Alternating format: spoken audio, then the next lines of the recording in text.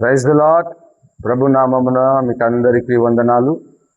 ఈ అవకాశం ఇచ్చిన దేవాది దేవునికి మహిమ ఘనత ప్రభావములు కలుగును గాక. మంచిది, ఒక మాట మనం చదువుకుందాం. దినవృత్తాంతములు 2వ గ్రంథము 26వ అధ్యాయం 3వ వచనం మనం చదువుకుందాం.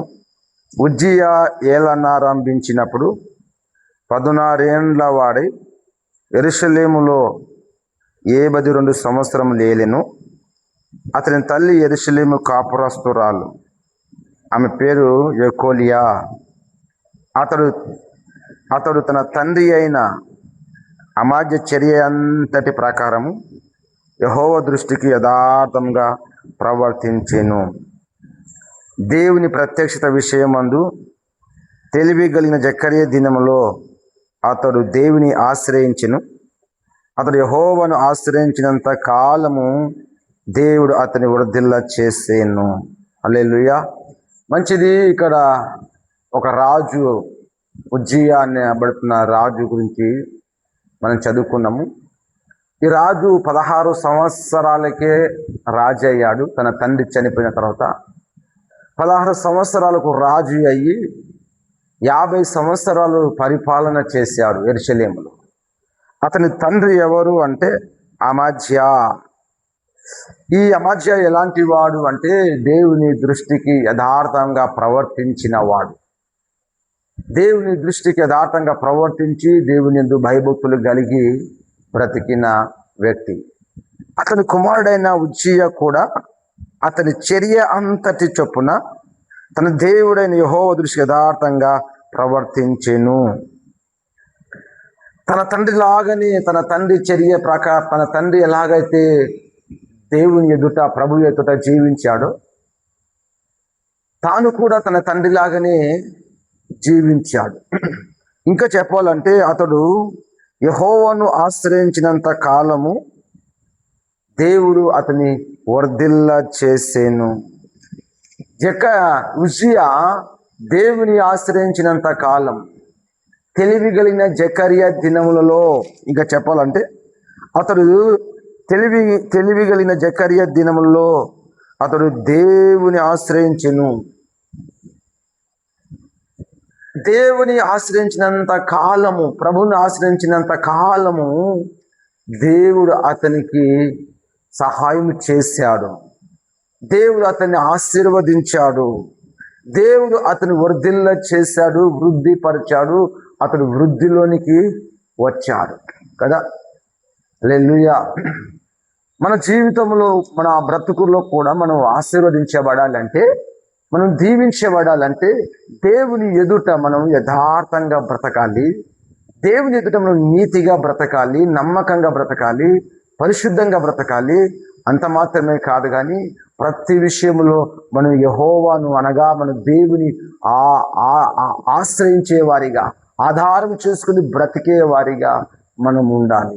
ఏ శ్రమ వచ్చినా, ఏ కష్టం వచ్చినా, ఏ అవసరం వచ్చినా, ఏ అక్కర వచ్చినా ఎవరి దగ్గరకు నువ్వు వెళ్ళకూడదు, కానీ దేవుని ఆశ్రయించాలి. ప్రభువా నీవే మాకు దిక్కు అని నువ్వు ఆయన ఆశ్రయించగలిగితే ఆయన ఏం చేస్తాడంటే ఆయన వర్ధిల్ల చేస్తాడు. ఆయన వృద్ధిలోనికి తీసుకొని వస్తాడు. ఆయనని ఆశీర్వదిస్తాడు.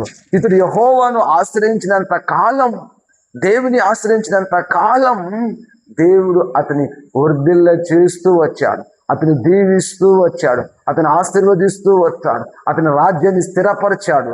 అతని రాజ్యాన్ని స్థిరపరిచి దేశంలో నెమ్మదిని అతనికి కలగజేశాడు. Praise the Lord. హల్లెలూయా.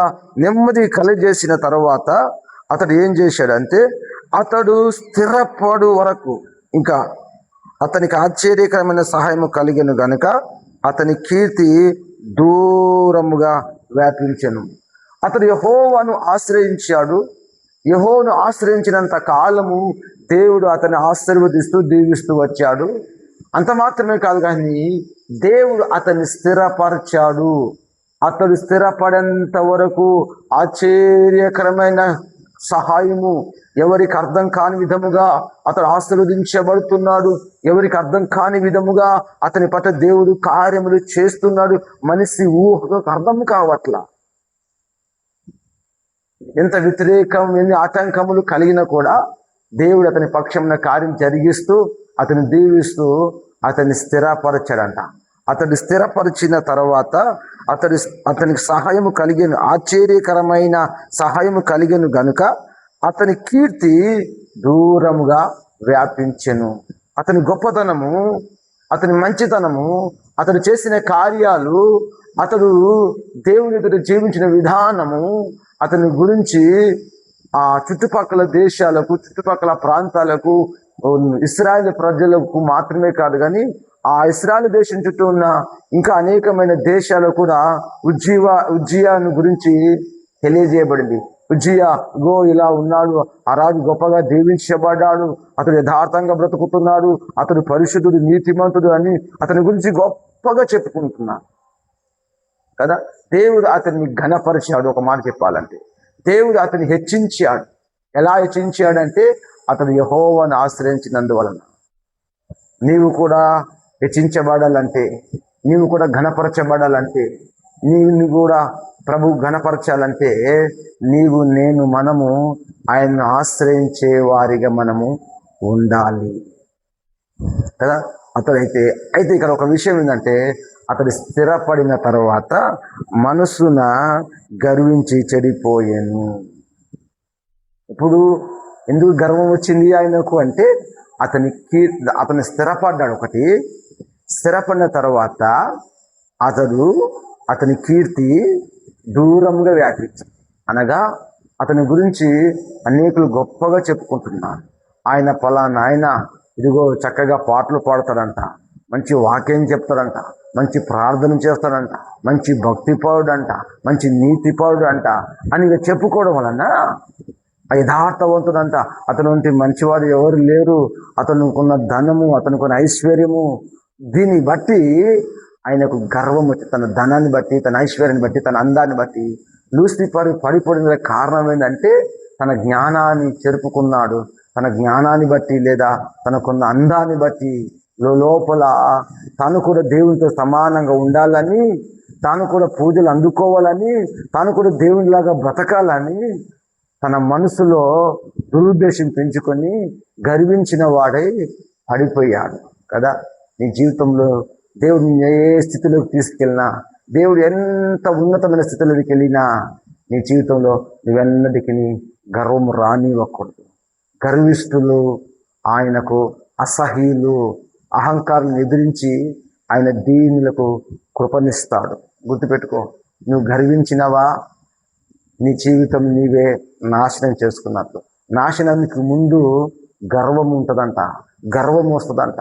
నీకు ఎప్పుడైతే గర్వం వచ్చిందో నువ్వు ఖచ్చితంగా నీ జీవితం నీవే పాడు చేసుకున్నట్లు. గర్వంగా ఉండేవాడు ఇక మనుషుని లెక్క చేయడు. గర్వంగా ఉండేవాడు మనుషుని ప్రేమించడు. ఒకప్పుడు ప్రేమగా నడుచుకునేవాడు, ఒకప్పుడు ప్రేమగా చూసుకునేవాడు, ఒకప్పుడు ఎవరికి అవసరమున్నా సహాయం చేసేవాడు. ఇప్పుడు ఎవరిని అందరినీ చులకగా చూస్తూ, అందరినీ ద్వేషిస్తూ, దూషిస్తూ, అపహరిస్తూ. ఎందుకు? కారణం ఏంటంటే గర్వము. ఈ ఉజ్జియా రాజు కూడా మనసునందు గర్వించి చెడిపోయాడంట. తను గర్వించి చెడిపోయినందువలన దేవుడు అతన్ని విసర్జించాడు. తన బ్రతుకు కాలం అంతా కుష్ఠిరోగి అయి ఉండేను. Praise the Lord. మనం చదివితే 21 చదివితే, ప్రధాన యాజకుడైన అజర్యయు యాజకులందరూ అతని వైపు చూడగా అతడు నొసట కుష్ఠము గలవాడై ఉండెను గనుక వారు తడువు చేయక అక్కడ నుండి అతని బయటికి వెళ్ళగొట్టిరి. యెహోవా తనను మొత్తెనని ఎరిగి బయటకు వెళ్ళుటకు తనను త్వరపడెను. యెహోవా తనను మొత్తెనని, యెహోవా తను అణిచివేశాడని రాజుకు అర్థమైపోయింది. ఎందుకు అణిచివేశాడు? నేను ఒకప్పుడు హెచ్చించాడు కదా, నేను ఒకప్పుడు ఘనపరచాడు కదా, నేను దీవించిన వాడు కదా, నేను ఆశీర్వదించిన వాడు కదా, నీకు ఆశ్చర్యకరమైన సహాయం కలిగేటట్టు చేసిన వాడు కదా. ఇప్పుడు ఎందుకు నిన్ను మొత్తాడు? ఇప్పుడు ఎందుకు నిన్ను అణిచివేశాడు?